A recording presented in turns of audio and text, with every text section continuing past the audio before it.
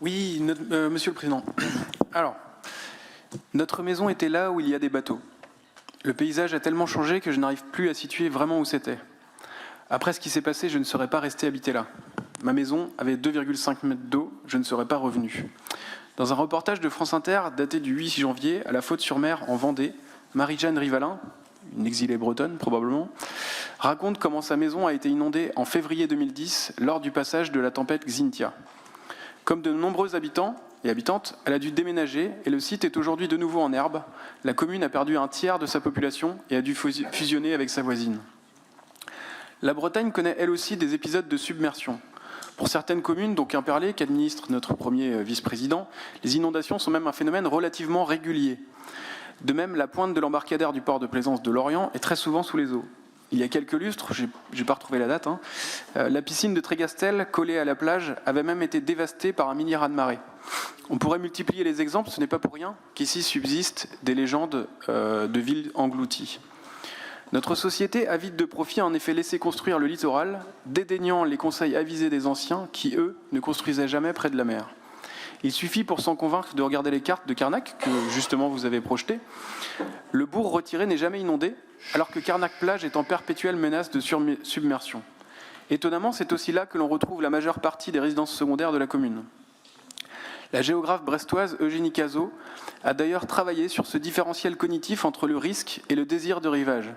D'après ses travaux, les acheteurs connaissent le risque, mais en font fi. 3 profils d'acquéreurs se dégagent.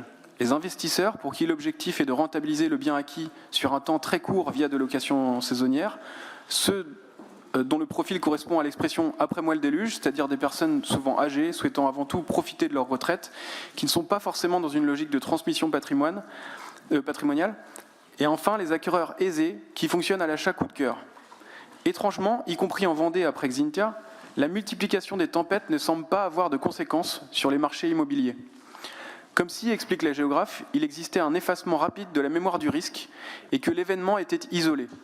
On a décidément du mal à comprendre ce qu'implique le changement climatique, car la vitesse n'est pas régulière. En réalité, l'eau ne monte pas année après année, elle va grimper par paliers d'un coup, en avalant des morceaux entiers de territoire sans repartir. Finalement, nos éternels débats sur le trop grand nombre de résidences secondaires seront peut-être réglés une bonne fois pour toutes par les assurances. Lorsqu'elles se rendront compte que les inondations à répétition finissent par leur coûter cher, ainsi qu'à leurs abonnés, il est bien possible qu'elles finissent par ne plus rembourser. Car on ne lutte pas contre la mer. Nous avons trop tendance à choisir l'endiguement et donc la stratégie du mur, alors qu'il serait plus raisonnable de choisir la stratégie de l'évitement, celle du judoka. À ce titre, et j'aimerais que vous le notiez, car ce n'est pas souvent que je dis du bien de l'armée, nous pouvons nous réjouir de la présence de sites militaires. Je parle des sites, faut pas déconner non plus. Non seulement ces derniers ont préservé le littoral de l'urbanisation, mais qui plus est, ils pourront nous être très utiles à l'avenir. On sait par exemple que la commune de Gavre est condamnée à terme. Imaginez ce qui serait devenu s'il n'y avait pas eu le polygone de tir. Enfin voilà. Pardon. Nous mesurons mal encore ce que sera notre trait de côte dans les décennies à venir. Mais il nous appartient d'anticiper en laissant des espaces à la mer pour qu'elle s'y engouffre. Je suis fatigué un peu là. Comme à Guidel, où les étangs du Loc ont été pointés comme déversoirs potentiels d'une mer qui monte inexorablement. Il faudra aussi très certainement déconstruire certains ouvrages, certaines digues qui ne font que repousser l'échéance, mais qui seront tôt ou tard englouties. Bon, Monsieur Cuev, vous l'avez dit tout à l'heure aussi. Et accepter l'idée que oui, les marais salants vont sans doute être les premiers à trinquer. C'est d'ailleurs une de leurs fonctions essentielles que d'être des zones tampons. Mes camarades avaient donc raison quand, dans les années 70, ils luttaient contre le tourisme de masse et la volonté de faire passer une route sur la presqu'île de Guérande. La Grande Brière vit déjà au rythme de la météo. Il suffisait de s'y promener en début d'année pour comprendre que l'océan est déjà là.